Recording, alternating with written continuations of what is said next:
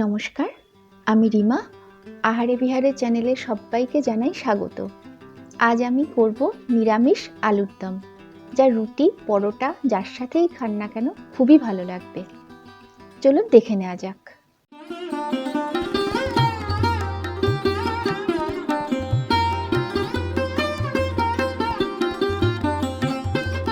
নিরামিষ আলুর দম বানাতে নিয়েছি 750 গ্রাম সেদ্ধ করা আলু, 2 ইঞ্চি আদা বাটা, 50 গ্রাম টক দই, একটা বড় টমেটো পেস্ট করা, কিছু কারি পাতা, দারচিনি, 2-3টে গোটা শুকনো লঙ্কা, 1 চা চামচ লঙ্কা গুঁড়ো, 2 টেবিল চামচ নারকেল বাটা, 2 টেবিল চামচ বাদাম বাটা, 1 চা চামচ ঘি, হাফ চা চামচ ধনে গুঁড়ো, রয়েছে সাদা তেল আর স্বাদ অনুযায়ী নুন ও চিনি।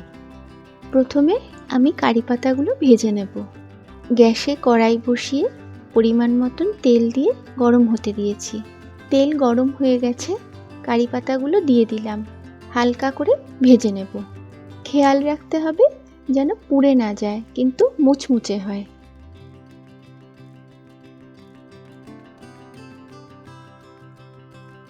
ভাজা হয়ে গেছে, এবার একটি পাত্রে তুলে নিলাম। এবার তেলে দিয়ে দিচ্ছি গোটা শুকনো লঙ্কা,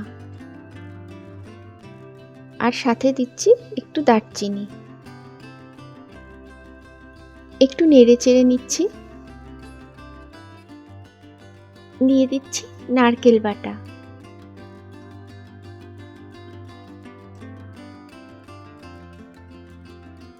একটু নেড়ে নিচ্ছি।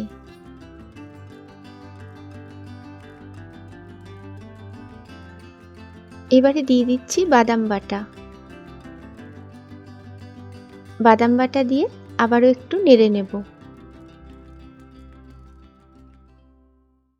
দিয়ে দিচ্ছি পেস্ট করা টমেটো। খুব ভালো করে একসাথে কিছুক্ষণ সব কষিয়ে নিচ্ছি।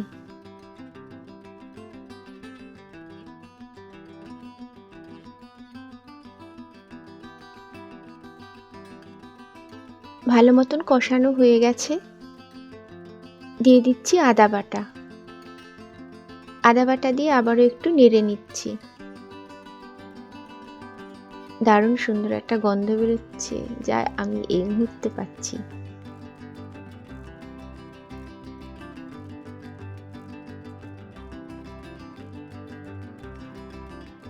এবারে দিয়ে দিচ্ছি ধনে গুঁড়ো, আর দিলাম লঙ্কা গুঁড়ো। খুব ভালো করে নেড়ে একসাথে সবকিছু মিশিয়ে নিচ্ছি।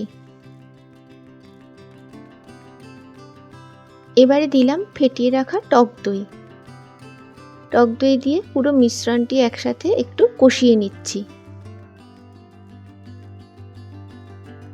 মশলা খুব ভালোভাবে মিশে গেছে। এবারে দিয়ে দিচ্ছি সেদ্ধ করে রাখা আলু। সমস্ত মশলার সাথে আলুগুলো খুব ভালো করে নেড়ে নিচ্ছি।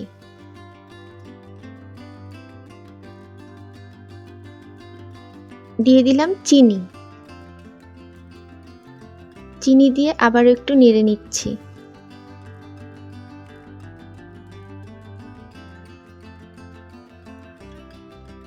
এবারে দিয়ে দিচ্ছি স্বাদ অনুযায়ী নুন।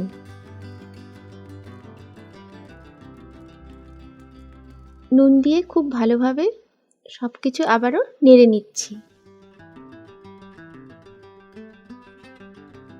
গ্রেভির জন্য দিয়ে দিলাম একটু গরম জল। এখানে আমি খুব বেশি জল দিলাম না, কারণ আলু সেদ্ধ করাই আছে, আর খুব বেশি ঝোল বা গ্রেভি এটাতে ভালো লাগে না। জল দিয়ে সাবধানে নেড়ে নিচ্ছি। গরম জল দেওয়ার জন্য ঝোল ফুটে উঠতে বেশি সময় নিল না।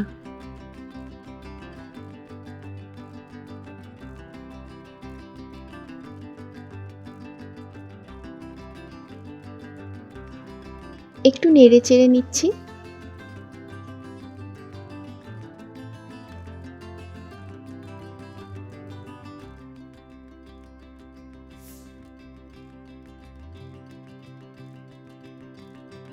ঝোল ভালো মতো ফুটে উঠেছে। দিয়ে দিচ্ছি ঘি।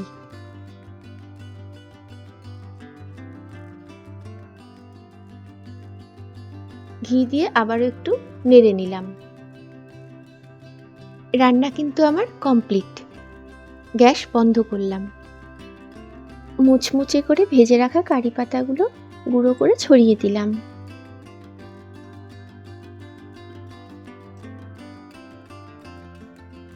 আলুর দমের সাথে ভালো করে নেড়ে মিশিয়ে নিলাম।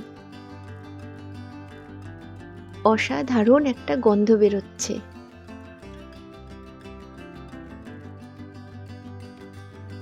একটি পাত্রে নামিয়ে ঢেলে নিয়েছি। এই আলুর দম রুটি, লুচি, পরোটা যার সাথেই খান না কেন খুবই ভালো লাগবে। আমার রেসিপি যদি ভালো লেগে থাকে আমার চ্যানেলটি সাবস্ক্রাইব করার অনুরোধ রইল। সাথে লাইক, কমেন্ট ও শেয়ারেরও অনুরোধ রইল। সবাইকে অসংখ্য ধন্যবাদ জানিয়ে আমি আজকের মতন ভিডিওটি এখানেই শেষ করলাম। নমস্কার।